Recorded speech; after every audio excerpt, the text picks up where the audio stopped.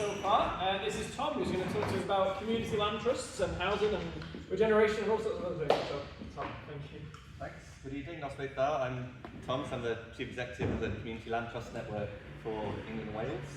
And we are a charitable incorporated organisation, for Anthony's benefit we've left, and what I'm going to talk to you about, just in case you haven't yet got enough information rattling around your head about company forms and so on, is another, at right angles to the different types of companies.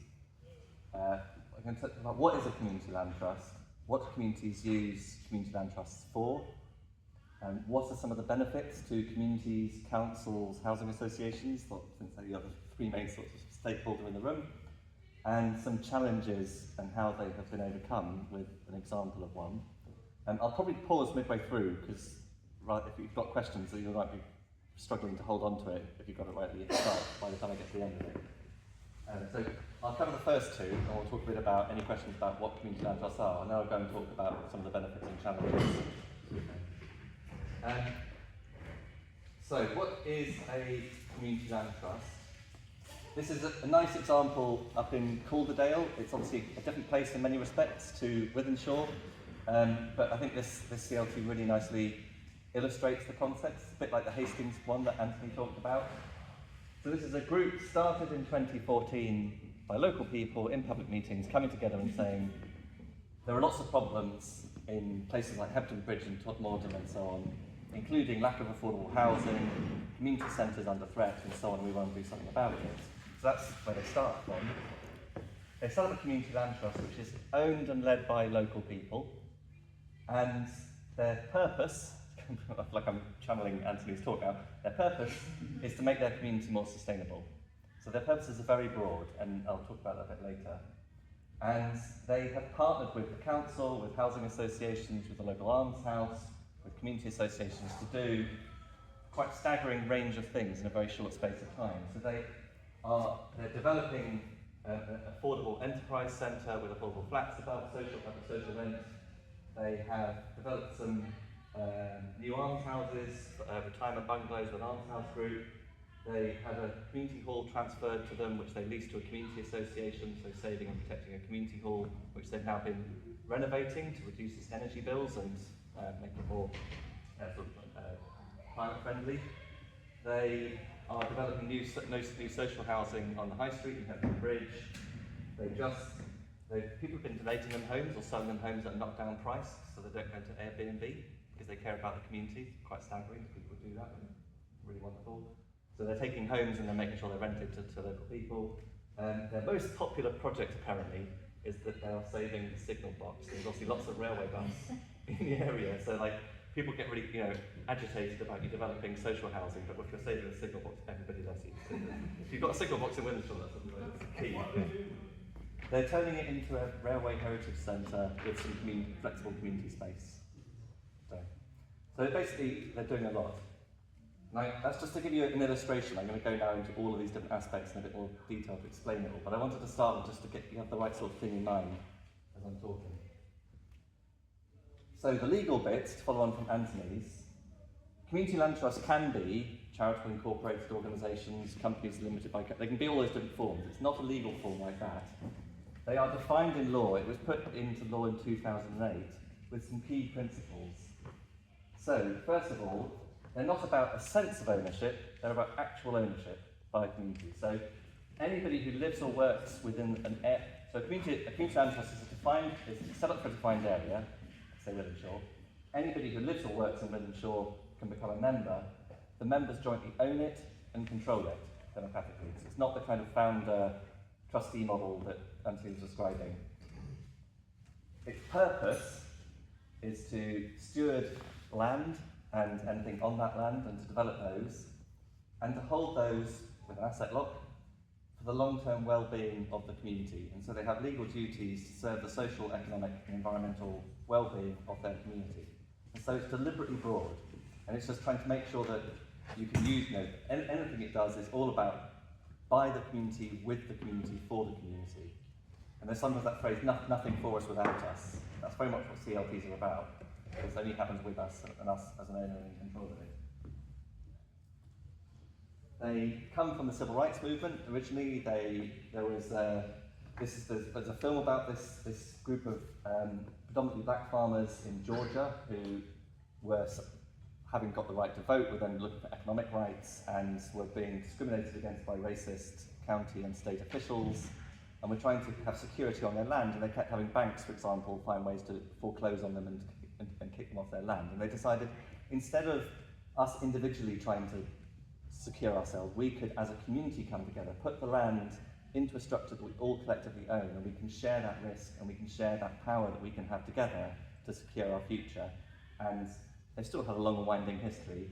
There's this nice quote here, the film about it is called The Ark of Justice, and obviously the role of churches in that part of America has been a big influence over and inspiration for the CLT movement in the United States.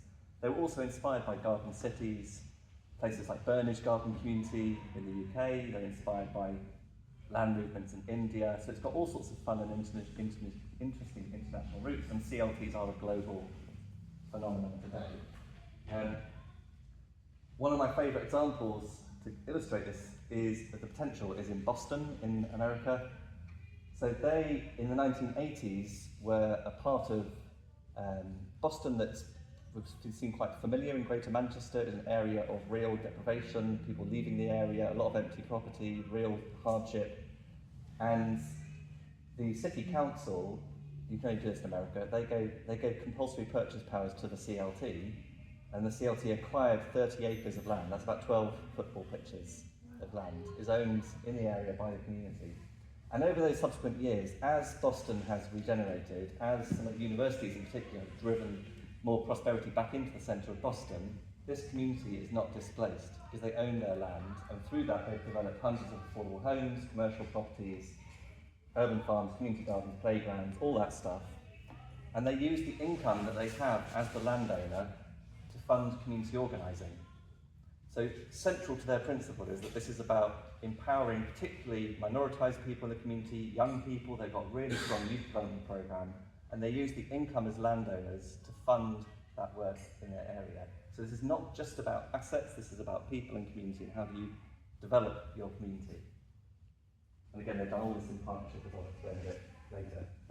So here, came across in the 1980s, the first thing called the Community Land Trust was set up. There are now over 300. They own just over 2,500 different sorts of assets, including green space, workspace, all these different things. Predominantly affordable housing. And when we talk about affordable housing, it's predominantly social housing. One of the big motivations often for communities is seeing housing built that they feel isn't actually affordable to people, on what the local incomes are in an area, and they're really motivated to try to ensure that housing better matches what people earn in the area. This map, if you would walk right up and squint at it, you can find it on our website as well. It's got lots of dots for all the different community land trusts, and the bigger green blocks are basically those are all the CLTs that own stuff, so they've managed to complete something. And 3/4 of them have done that by working in partnership with housing associations, councils and developers. As I'll explain, community land trusts aren't about communities literally doing everything themselves. It's about them having power as a landowner in the way that things happen. So that's a very quick, what are community land trusts, the sort of technical bit. What do communities use them for? And I've sort of touched on this a bit, but just to give you an idea. Could I ask a question here? Yes. So how do they acquire the land? Or I mean, this all starts when either you're being given land, or you can acquire land. What's the history of that? Have people come together, acquire land, or have they been given land, like in Boston? Or so about 2/3 of the land that CLT's own came from private owners, and 1/3 from public. And public is mostly councils, and this is not on the whole being donated. This is acquired as part of a commercial deal to develop and take acquisition of property. And as I'll explain, often it's not the communities even raising that finance themselves. There's a partner in the process that is raising that finance. Calder Valley CLT, which I described, has done both things in partnership and raised money itself. So like the Enterprise Centre, that includes a load of money via the council as part of the town deal stuff. So this sort of, this is not about you collectively forming a CLT and then going to the bank and trying to figure out how you're going to raise the money to start buying and developing stuff in Wythenshawe, because that's very hard. I mean, it can be part of the mix, but it's not the whole thing. So yeah, so housing, I mean, it's a bit of a spectrum. So like on the bottom, just to emphasise, lots of this is also empty homes, properties that can be renovated. So you've got home base in Liverpool, South Bank and Redcar. The sort of collective self-build, this is a bit more at the radical edge. This is a group, you know, in South London who wanted to, basically, the Community Land Trust built the shell of the building, and then the residents came in and finished off their homes. This is a co-housing scheme done by the Community Land Trust in York. So there's like a massive variety of housing being developed by communities, and in all the cases, this is, you know, the community being really at the forefront of how that housing is developed.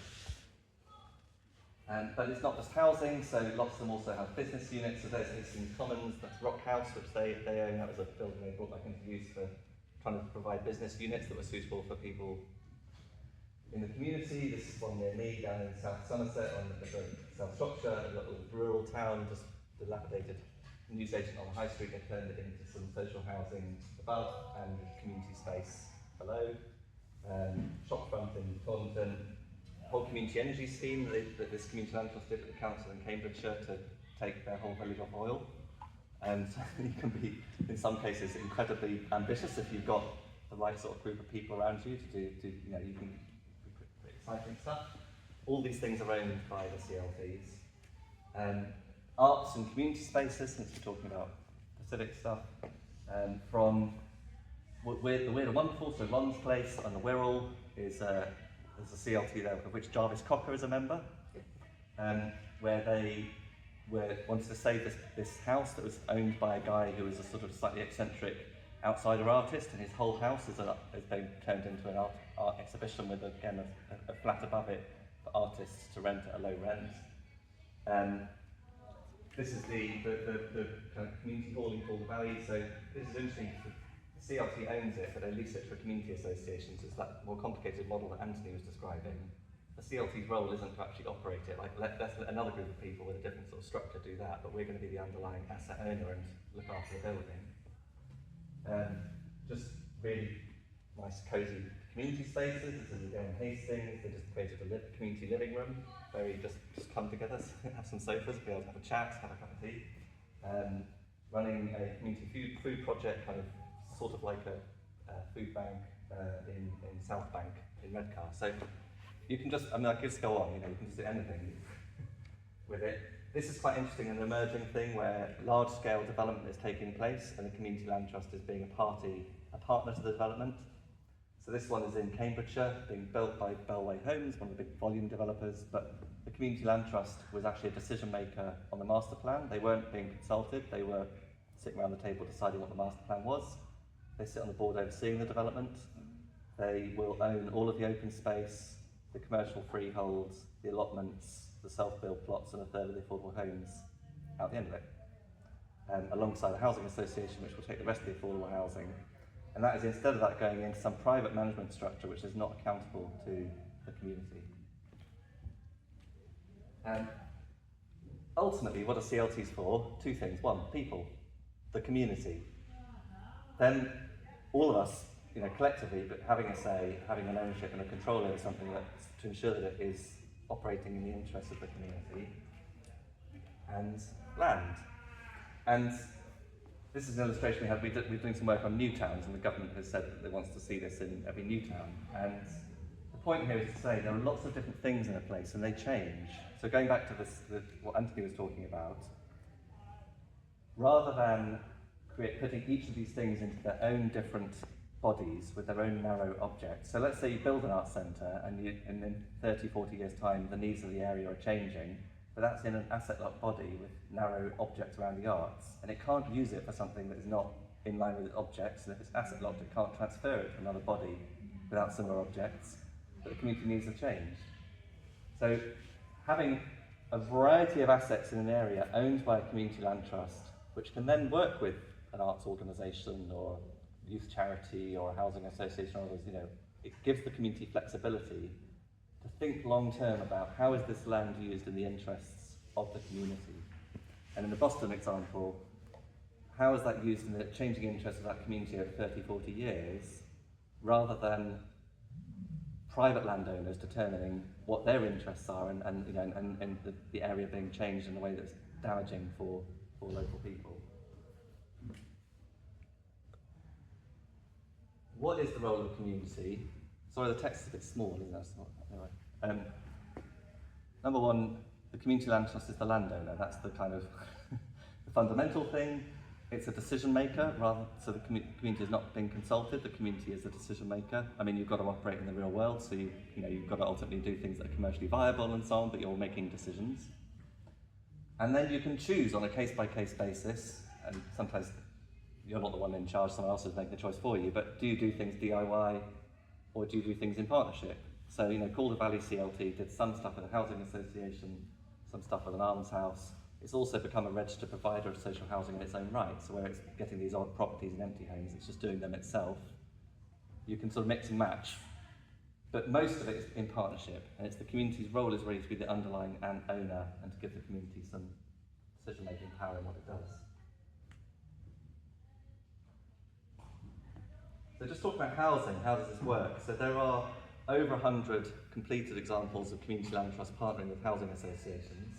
They are predominantly rural, and the reason for that is basically that it fulfills a need for housing associations in rural areas where they struggle to develop in these places otherwise, which doesn't really apply somewhere like here.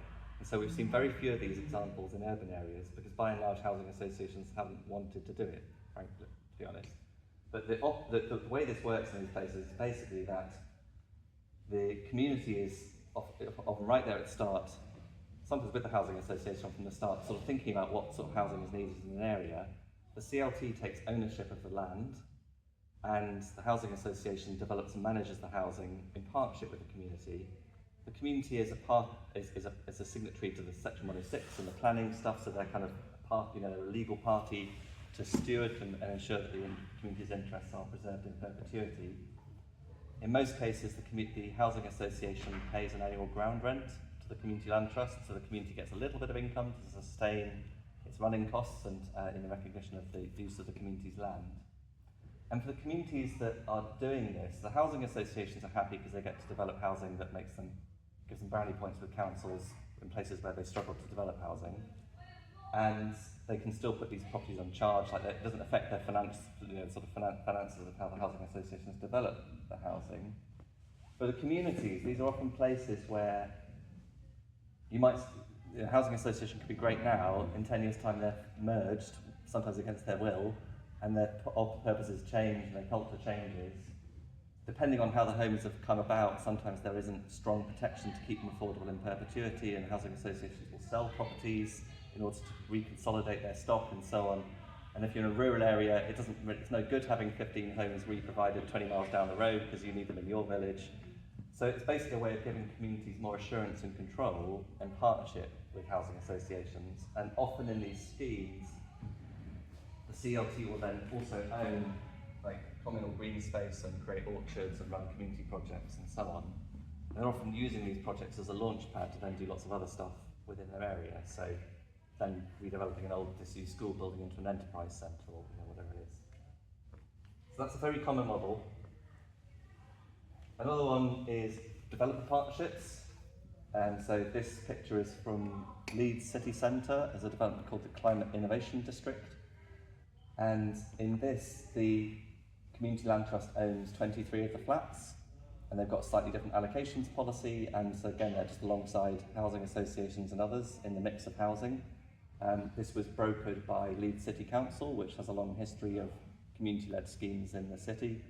The Community Land Trust is part of the sort of planning policy they have in the city as being an organisation that can take on homes like this, and off the back of doing this, they're also very much involved with the kind of community creation stuff and how do you foster a sense of community in this new development in the city centre. This is quite a big site. And this is happening in other places. So the first one's actually in East London, in Tower Hamlets. It's happening in Frome, it's happening in rural Sussex. Saying to developers, could communities be one of the recipients alongside others of these things that are being built? It could be with councils. So this one's in Salford. we've got one in GM, it's not that far away, where the council's own housing company is developing stuff, and the Community Land Trust is Inspiring Communities, the charity which set up Inspiring Housing as a CLT. That CLT is taking some homes alongside the council and others as part of the stuff that the council is developing in the area. And some other places as well, so Bristol and Croydon, where council housing companies have had a role in transferring assets into communities. And the reason I'm showing all these is just to emphasise this point, that this is not saying, do you want to become an amateur developer and an amateur landlord? I mean, maybe you do, and some of these CLTs do that, but it could equally be, there's ways in which you can work in partnership with others, but would have these characteristics of control for a CLT. This is my confusing and complicating model, which goes back to Anthony's comments about Hastings. What I'm doing with this diagram is basically breaking up what could normally be in one body into its constituent parts. So with, say, Wythenshawe Community Housing Group, Wythenshawe Community Housing Group does all this stuff in one thing. This is, this is a simpler model, put it all in one structure. Here what you're saying is, if you want to get super complicated, the community owns the land, the community leases that to a developer, which builds the stuff, which is then bought by, say, a housing co-op or a housing association on a lease. So it's then leasing those properties from that. There's another organisation which could be doing the management of that property, so that in a co-op case, the co-op members can choose switch their managing agent. If they're unhappy with the management, they can just choose different managers. There's maybe a welfare service or a local charity that's renting some space as well from the CLT. You can have multiple organisations operating off of this, rather than all being in one body. And there are pros to being all in one body, and there are pros to this mixed approach. And you can also have both. As I've described, you can have the housing association alongside the mixed model in a development. Just on the accountability, a little interesting story. There's a CLT in Westminster, which owns 2 former council estates. They were taken out of the council's hands in '92 after a long campaign against demolition. Can you remember Shirley Porter trying to gerrymander politics of Westminster by clearing all the social housing tenants into one little pocket of the borough? And the tenants fought back. They managed to transfer it into community ownership, and they're now a community land trust, fully owned, community-owned housing association. They recently sacked their own chief executive because they felt so unhappy with the management, and they replaced their senior leadership. How's that for accountability? That was actually a question I had. I have only experienced co-op. I was a co-director in a co-op, and in 2, and one was very harmonious. It worked very well. The other, there was personality clashes, all the co-op members dictating what, etc. How are community land trusts sort of organized? Sort of, is it like a board, or and then members, or will you go into this? Yeah, I mean, it's a bit like going back to Anthony's talk. There's no one right way to organise them, except that they have to comply with those legal principles I described at the beginning. So you have to have a membership. What makes them, it's maybe helpful to say what makes a community land trust slightly different to a cooperative. So if it was a housing cooperative, the cooperative would be owned and run by people who live in the homes, and its purposes would be to look after their homes and make sure they have a nice, and that in a democratic, yes. ideally way, yes. Ideally democratic. And some co-ops are quite small, and so it's very hands-on, and people are doing it in their evenings. And then, like in Sweden, a third of housing is owned by 2 co-ops, and that's obviously a very big structure, and that looks a lot more like Wythenshawe Housing Group, except that the tenants collectively can go to the general meeting and make decisions. So the housing co-op is just for the tenants. The community land trust, its membership is the whole community in Wythenshawe. And often they have boards where they mix interests. So the classic CLT board structure is a third of the board places are for people who live in or use their properties. A third are for other local people who are members that don't have a sort of direct interest in it. And then a third could be to have somebody from the local housing association or council, or somebody, we need an accountant on the board and we can't find one locally, or that kind of stuff. And so it's trying to balance interests, and good governance is obviously essential. We do a lot of support CLTs with good governance, and I think sometimes it's a little easier when you're not so close to it, as if you're living together. So this is more like it's a bit more like running a charity or some other sort of company. More like that than a co-op, because the co-op. Yeah. But like I said, some CLTs the one in Boston, a lot of it's housing, they're all individual co-ops. Yeah. So you can sort of mix and match these. Like, the point of this is that decisions about how the homes are run are made by the people who live in the homes, and decisions about how the building is used and maintained for the community is for the community to decide. So it's trying to make the right decisions in the right places, if that makes sense. Sounds amazing, yeah. It sounds obviously really fantastic for the community, for residents. What are the reasons that councils or private individuals would want to, I guess, work with control and funding and all that sort of stuff? What's the kind of incentive? I'll come to that. And the reasons they won't do it as well. There we go. So, are there any other before we go into that side of it, are there any other questions just about what they are? And it gets it's one of those topics again where you can get it gets more and more complicated the more you kind of get into dig into it. So just to summarise, like just thinking about Wythenshawe as a obviously context we're in, you know, Wythenshawe's got quite an innovative local housing association. Wythenshawe Community Housing Group is generally well respected for like doing community development stuff, being a community-based housing association, not a giant kind of association linked to the place in which it has housing.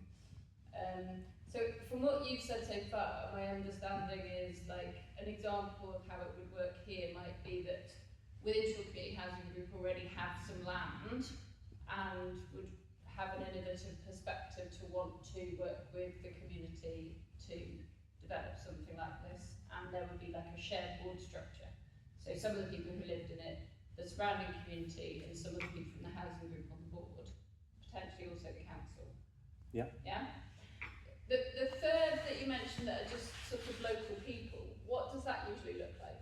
So is it like local organisations that have representatives, or is it just local ordinary citizens, or does it vary? It varies. Yeah. Local organisations are legal persons, so they can be on the board as a local organisation.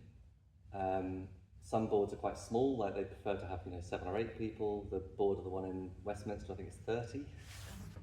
But it works somehow, it's worked for years. The point is just to think about the different, whose interests need to be considered when thinking about how land is used in Wythenshawe. Yeah. And how do those different interests get balanced?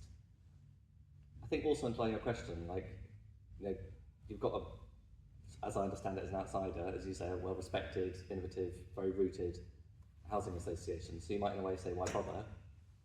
Also, I think it's partly, it's another slightly different approach to put into the mix. And in the context of the presentation that Andrea, my colleague, gave earlier, you've just seen all of those developments, that some of the examples I've given, featuring. So, for example, this question about the arts centre, it could be owned by a community land trust and then leased to an arts organisation.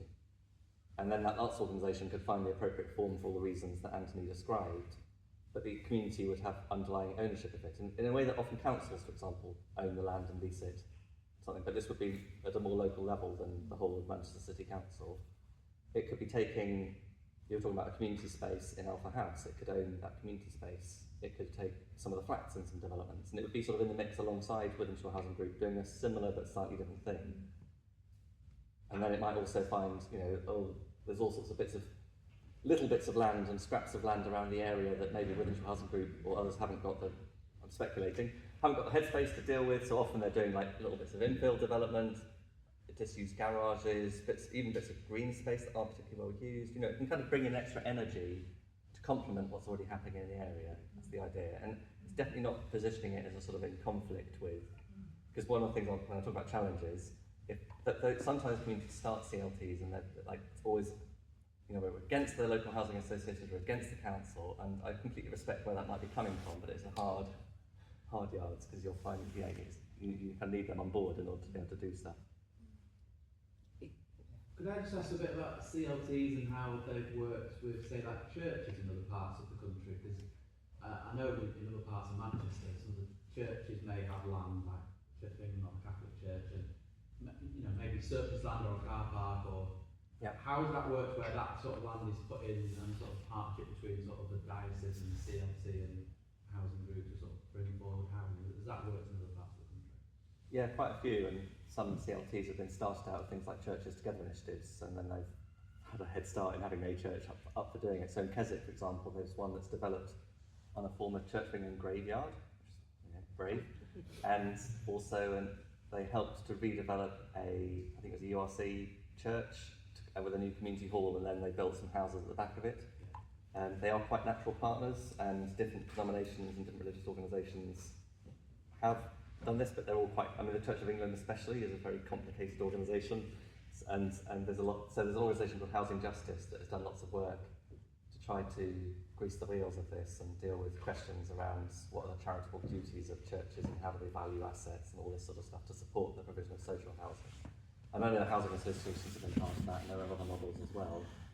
I think sometimes where churches are very rooted in community, the idea that you're doing something that remains rooted in community is quite attractive to them. Similarly, like I mentioned, private land, like National Trust and Duchy of Lancaster and Cornwall, all sorts of weird and wonderful places that you end up finding these opportunities to do something with land. Yeah. When you need to raise finance, would it be the community land trust that applied for the loan, or would it be something that they've sort of like leased the building to? And where you've got community land trusts, when people have needed to raise finance, has that ownership model caused any difficulties with sort of some banks being reluctant to lend to people, or other financial institutions being reluctant to lend to people, or has it not made any difference? Yeah, really good questions. So on the first one, it's a mix. So some CLTs raise bank loans, use community shares, get donations, do grant fundraising, all that stuff, and they fully finance a project themselves. In some cases, they might actually raise next to nothing, and it's actually just a part of the developer. So like say a developer is actually one in Somerset. There's a developer who was building a load of housing, and he just gifted a couple of the houses to the CLT as their affordable housing obligation. So the CLT, I think, had to raise £1, which is very difficult. And then there's everything in between.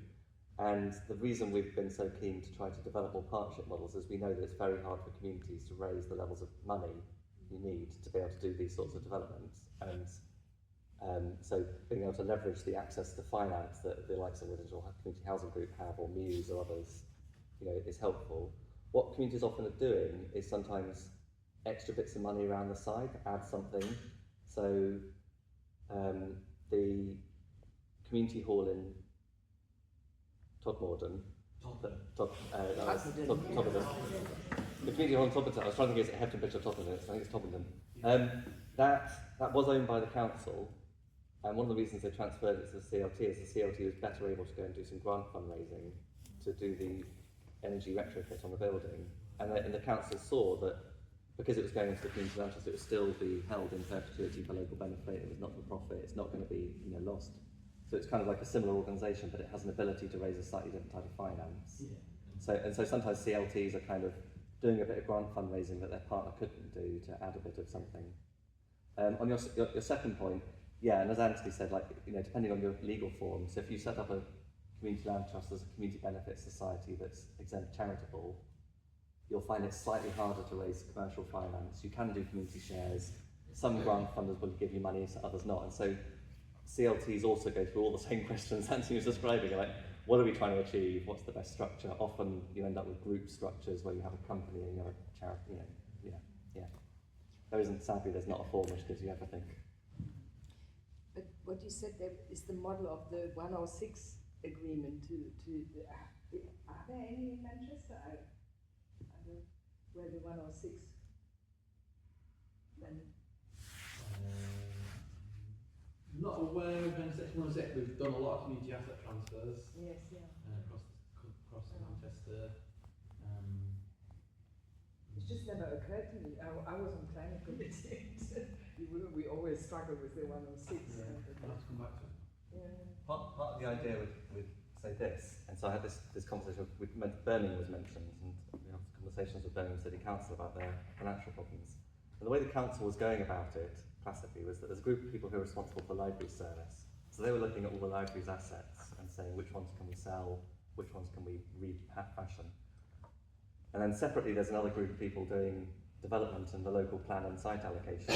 And then separately, there's another people, they're all like siloed, But around a place, all these things are in the same place, right? So our argument was, do community asset transfers into one neighbourhood CLT, look at the local sites and the Section 106 obligations on those sites and connect them to that CLT. Stitch these things together in a place. Don't spread them, and that could be more sustainable. It's more complicated, but it's more sustainable in my view than creating lots of different kicks and charities and what have you. Anyway, I've got to march on. So, benefits. So the community is, you are in the photo shaking hands as a partner and owner, you're not a consultee. And you can wear a hard hat. You can wear a hard hat and a high vis. This is a housing association partnering with CLT in Bristol to develop housing. Also, just politically, I know this is forever changing. Does anyone know who he, councillors aren't allowed to answer this. Does anyone know who he is? Right. So he's the Secretary of State for Housing, Communities and Local Government, Steve Reed. This was in the forward to something called Pride in Place strategy, which the government just launched £6 billion of investment into 300 of what they would describe as the most deprived parts of the country that most need this investment. And in his foreword, he says, I'll just read this, the Labour Party, founded 100 years ago to serve working families, is today putting working families in control of their lives and their neighbourhood. I know from my time at Lambeth Council that when the problem is a we know best attitude from those at the top, the answer can only be found in communities themselves. This government sees an alternative, putting people in control of their lives and their local area. And I agree with Labour.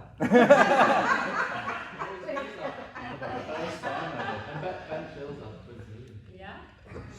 I'll get onto this in a second. Yeah. And obviously other parties are available, but this government,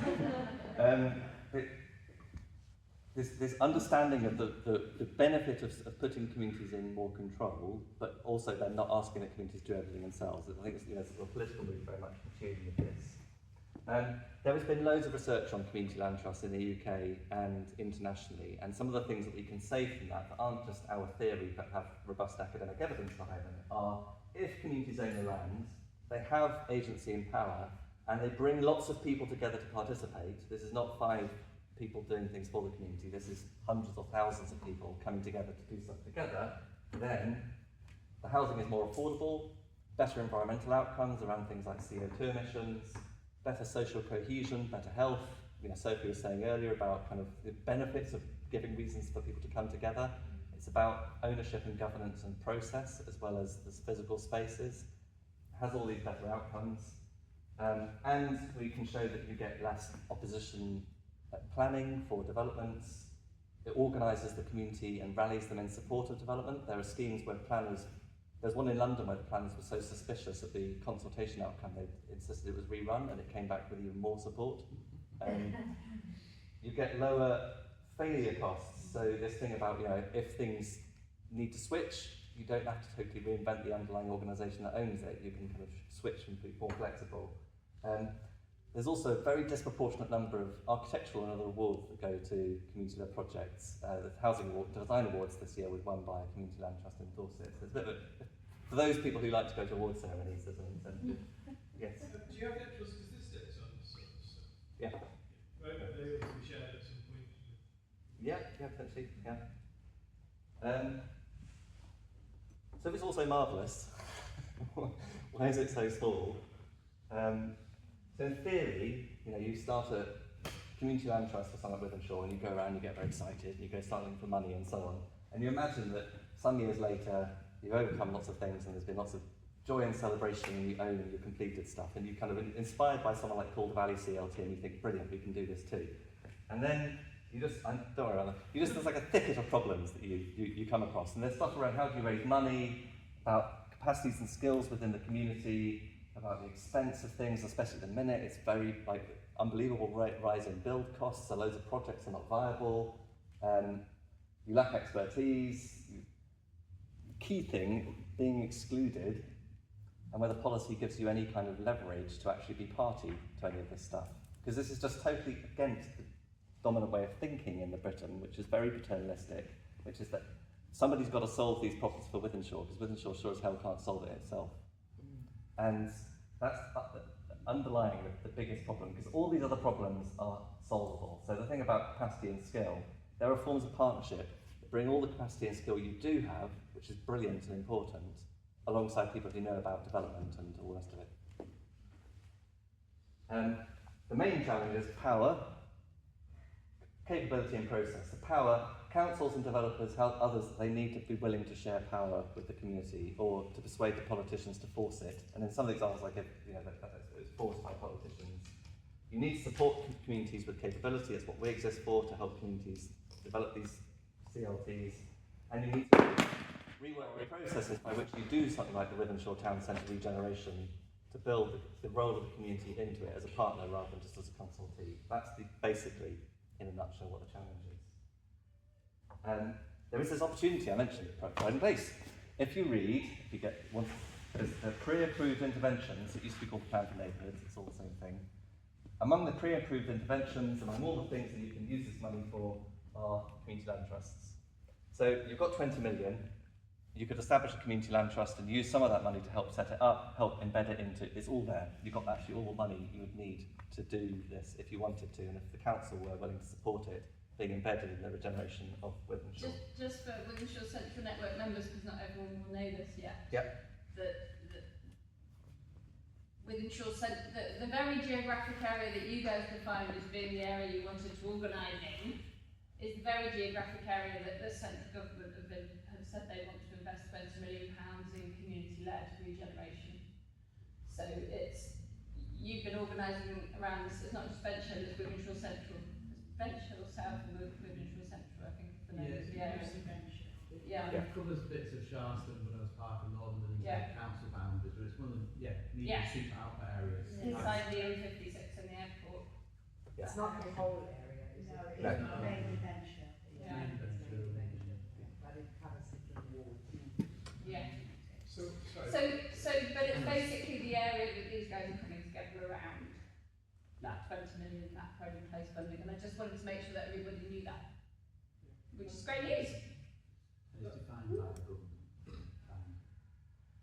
If I could just carry on and then we'll discuss, because a couple of things, and then I think we can spend a lot of time talking about Pride and Place, and I don't want to lose the final two slides. So this is an indication of this challenge. There's a community land trust that started in 2007 out of London Citizens, which is an alliance of churches, trade unions, teachers and schools and so on in East London. And they got started in 2007, and it took them 9 years to get to where they had wanted to be with a pilot project. And they're basically communities organising in East London who said the homes being built in this area aren't affordable to people on local incomes in this area. We don't have any control over development, we're fed up. And persuaded Ken Livingstone, when he was Mayor of London, to pilot a community land trust, and then it was took forever, basically. There was a piece of land which the GLA, that's the sort of City Hall for London, owned in Tower Hamlets, and through campaigning they persuaded the Mayor of London, it took 3 mayors to make it happen, they persuaded subsequent mayors to ensure that there was a community land trust in there in some form. And I used to work in the City Hall, so I first came across CLTs, supporting the CLT and this interminable battle against basically a lot of officials in the GLA who just didn't understand it, and every term resisted it and tried to stop it from happening. And it took really determined community organising and campaigning to make it happen. And then critically, it took the GLA as a power broker to be able to ensure that. But what ended up happening, after a long and convoluted story, the site was developed by a big builder that's now part of Vistry Group, which is the biggest house builder in the country. And they were told when they were developing it, you have to include the community land trust, you have to have a community centre owned by the community, you have to have 23 homes go into the CLT. So this is often our story in places like this, where you would not have the ability necessarily to raise the money and go and do things on your own back. There isn't just land that no one else wants to use, but it comes from, it would be the city council that would ultimately be the agency that would have the power to enable the community land trust to take part in something, or the housing association as a key party in the area. And so, obviously, it's all about community organising and community campaigning. So, just summing up, CLT for Wythenshawe, if you wanted to, you might come away from all this saying, no thanks, fine. It's all about giving you agency and ownership. It could be involved with any of this stuff. It could own it, it could operate it, or it could partner with other people to operate it. It could work in partnership with others, or you could want to do things totally on your own, up to you. Pride in Place is a really interesting opportunity if that aligns, and we can talk about the governance and how that all works, but that could be an opportunity, and that is the key to unlock this if you want to pursue it. That's it. Thanks. Thanks.